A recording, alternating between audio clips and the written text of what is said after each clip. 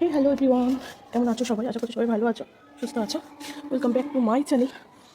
কালকে ছাদে আসেনি আর আজকে ছাদে এলাম, আর আমি বাড়িও ছিলাম না, আমি একটা কাজে গেছিলাম ছেলেকে নিয়ে একটা জায়গায়। তো এই জাস্ট ফিরে এই খাওয়া দাওয়া করলাম, করে ছাদে এলাম সোজা। কালকে তো কোনো গাছে জল দিইনি, আজকে জল দিতে হবে, সব গাছ নেতিয়ে পড়েছে, বুঝেছো। আর একটু গাছে আজকে একটু হলুদ স্প্রে করব, তো সেই জন্য আরও এলাম। সবজি গাছগুলো সব নেতিয়ে পড়েছে, জল পড়েনি কালকে, ইচ্ছা করে জল দিইনি কালকে। যাই হোক, তো একটা কাজে গেছিলাম ছেলেকে নিয়ে, তো দেখা যাক কী হয়, পরে তোমাদেরকে জানাবো, এখনই জানাচ্ছি না, পরে জানাবো। আগে কাজটা সফল হয় কিনা দেখি, তারপর এই মুহূর্তে বলবো না। ভালো লাগছে না, একদম ভালো লাগছে না। কত কিছু গাছে বাগানে কত কিছু ভাবছি, এটা করবো সেটা করবো, বাট এখন অবধি সেগুলো করে উঠতেই পারছি না। তো কী আর বলবো, সবজি যেগুলোকে পচানো মানে পচতে দিয়েছি সেইগুলো তো পচছে, সেগুলো তরল সার করছি, এবার ওইগুলোকে বার করে নেবো, তারপর দেবো। এই দেখো কতগুলো শুকনো করতে দিয়েছি, সব শুকনো করতে দিয়েছি সবজি। এই দেখো গাছগুলো দেখো নেতিয়ে গেছে, দেখো জল দিইনি কালকে, আর একদিন জল দিইনি, গাছ নেতিয়ে পড়েছে। এই দেখো বাঁধাকপিগুলো দেখবে, দেখো নেতিয়ে একদম শুয়ে পড়েছে, নেতিয়ে শুয়ে পড়েছে। বেগুন গাছ নেতিয়ে শুয়ে পড়েছে, কাল জল দিইনি, কাল জল দিতে পারে। লাল শাকের হাল দেখো, সব জল পড়েনি, নেতিয়ে পড়েছে। জল পড়লেই আবার সব ঠিক হয়ে যাবে। জল আমাদের যে কতটা দরকার বলো, এখান থেকে বোঝা যায়। দেখো এই গাছটা পুরো ছেটে দিয়েছিলাম, ডাল পাতা বেরিয়েছে, আবার কি সুন্দর হচ্ছে। তো অবশ্যই দরকার জল, গাছের জন্য দরকার জল, মানুষের জন্য দরকার, তাই তো জলের অপর নাম জীবন, তাই না? আচ্ছা, আমি জানি না, দেখো এগুলো কি সবেদা হবে জানি না, এটা কি সত্যি কুড়ি আসছে, আমি বলতাম কুড়ি তো দেখছি, বাট এটা সত্যি সবেদা হবে আমি কিনা জানি না। তবে আমি কাল আজকে কত তারিখ, আজকে 16 তারিখ, তো আমি 13 তারিখ নাগাদ আমি ওই ডিমের খোসা, দাঁড়াও ফ্রন্ট ক্যামেরা করে নিই না, আমি ওই ডিমের খোসা, তারপরে তোমার কলার খোসা, চা পাতা, তারপরে হলুদ, খোলের গুঁড়ো, এগুলো সব একসাথে করে নিয়ে 13 তারিখে দিয়েছিলাম গাছে। আর আজকের একটু হলুদ স্প্রে করে দেবো, তার কারণ হচ্ছে এই মিলিবাগের সাথে সাথে না কালো মাছি হচ্ছে জবা গাছে, ফুলের নিচে দেখতে পাচ্ছি যে কালো মাছি। তা ভাবছি আজকে একটু হলুদ স্প্রে করে দেবো, কারণ হলুদ তো এমনি অ্যান্টিবায়োটিকের কাজ করে, আমাদের স্কিনের জন্যও ভালো, আমাদের মানে হলুদ যদি আমরা কাঁচা হলুদ যদি আমরা খাই সেটাও ভালো। তো সেই জন্য একটু গাছে হলুদ স্প্রে করবো, এই হচ্ছে কত ব্যাপার। আর আর কি, তো ওটা যেটা বলতেই এলাম, যেটা মানে মেনলি বলা জন্য ফ্রন্ট ক্যামেরা করলাম, সেটা হচ্ছে যে বোরন দেবো। বোরনটা আমি একটা ভিডিও দেখেছি, মিক্স সারের মধ্যে বোরন মিশিয়ে নাকি দেওয়া যায়। তো আমি একটা মিক্স সার রেডি করে রেখেছি এবং তার মধ্যে বোরনও মিক্স করে রেখে দিয়েছি। এবারে হচ্ছে সেই সারটা দেবো একটু, যেহেতু 13 তারিখে ওই দিয়েছি তো জৈব এনপিকে, ওটাকে এনপিকে জৈব এনপিকে বলে, তো জৈব একটা দিয়েছি সার, তো ওই জন্য আমি দুদিন ওয়েট করে তারপরে ওই মিক্স সারটা আবার দেবো।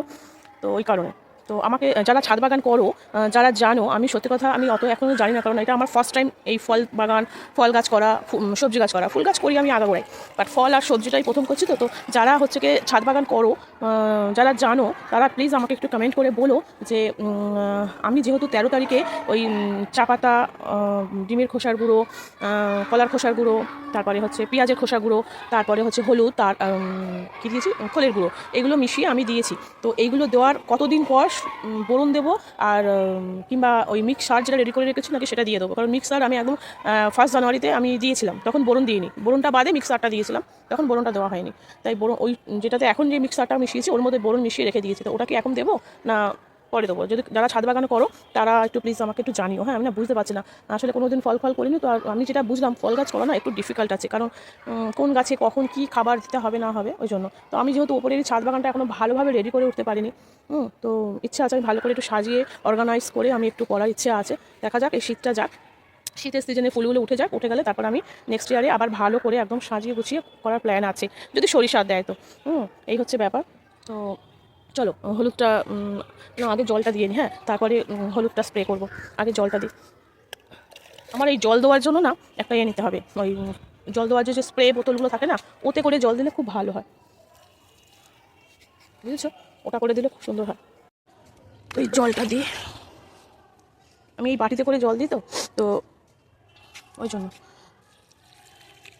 ওই স্প্রে বোতলটা কিনতে হবে, যেটাতে ওই 15 লিটার জল ধরে যে স্প্রেগুলো, ওইগুলো কিনতে হবে, তাহলে জলটাও খুব সুন্দরভাবে ওঠে। কালকে পরশু দিনও তার আগের দিন বালতিটা পরিষ্কার করেছি। তো চলো জলটা দিয়ে নিই, তারপর আমি যখন আবার স্প্রে করবো আমি আসছি। হ্যাঁ, ততক্ষণ আমি একটু জলটা দিয়ে নিই ভালো করে, কারণ ক্যামেরা করতে করতে জল দেওয়া যাচ্ছে না। দেখো হলুদ আর এই যে স্প্রে বটলটা নিয়েছি, এবারে এই হলুদটা এর মধ্যে দিয়ে দেবো, কিন্তু আমি না চামচ আনিনি, তো আমাকে চামচ ছাড়াই দিতে হবে, মানে হাতে করে নিয়ে দিতে হবে, এটাই বলতে চাইছি আর কি। তো এই হলুদটা দিয়ে দিই, এটা একটু স্প্রে করে দেবো।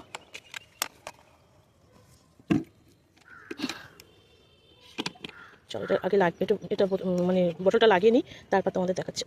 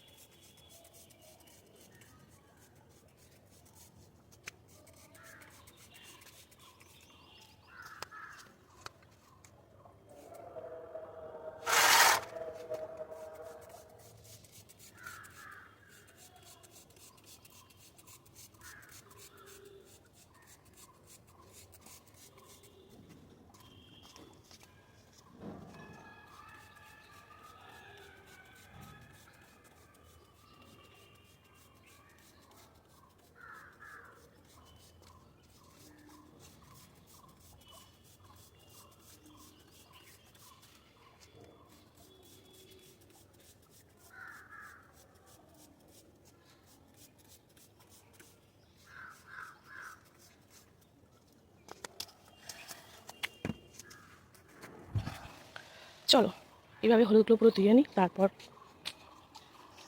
পরে আবার আসছি। দেখো এই স্থলপদ্ম গাছটা না কুড়ি এসে গেছিলো, আর ওই জন্য আমি কুড়িটা কেটে দিলাম, কারণ আমি এখন মানে ফুল নেব না, তাই জন্য আমি এটার কুড়িগুলো কেটে দিয়েছি আর একটু পেঞ্চিং করে দিয়েছি, যাতে গাছটা একটু ঝোপালো টাইপের হয়। ঠিক আছে, এই হচ্ছে স্থলপদ্মটা, তো আমি জন্য এখন কুড়িগুলো কেটে দিলাম। এই দেখো এই এই যে আমি মাথা দিয়ে কেটে দিয়েছি পুরো, আর এই দেখো কুড়িগুলো কোথায় গেলো, কুড়িগুলো কোথায় ফেললাম, এই দেখো এই হচ্ছে কুড়ি, তো কেটে দিয়েছি। এখন এগুলো এই গাছটা একটু ঝোপালো করবো বলে ওই জন্য আমি, আর এই এই এই সাইডগুলো না, এই সাইডগুলো দিয়ে না অনেক শাখা বেরোচ্ছে, গাছ ডাল বেরোচ্ছিল, জানো তো। আমি না অ্যাকচুয়ালি না ক্যামেরাটা করতেই পারি না, মানে এত মানে বাজে অবস্থা আমার, তো সেই কারণে আমি ওই এই সাইডের এইগুলো কেটে দিলাম, কারণ এইগুলো যদি বড় হতে থাকে তাহলে মেন যে গাছটা সেটাই বড় হবে না, তো ওই কারণে আমি একটু পিঞ্চিং করে দিলাম। আর এই সাইডগুলো আমি একদম বাড়তেই দিই না, এবার এটাতে না আমার একটা সাপোর্ট দিতে হবে, কারণ গাছটা একটু বেঁকে আছে, তো এটাকে আমাকে একটা লাঠি দিয়ে বেঁধে দিতে হবে, এটা হচ্ছে করতে হবে। তো তো চলো ভিডিওটা শেষ করি এখানেই। এবার একটু সন্ধে দিয়ে আমি একটু শোবো, আমার যেন আর ভালো লাগছে না, পা যেন আর ব্যথা হয়ে আছে। শীতের গাছে ফুল এসে ফুল শেষ হয়ে গেল, আর শীতের আমি এমন একটা গাছ বসিয়েছি, সেই গাছে এখনও গাছ বড় হয়ে সেই গাছে এখনও ফুলই ফুটলো না, সবে কুড়ি এসছে।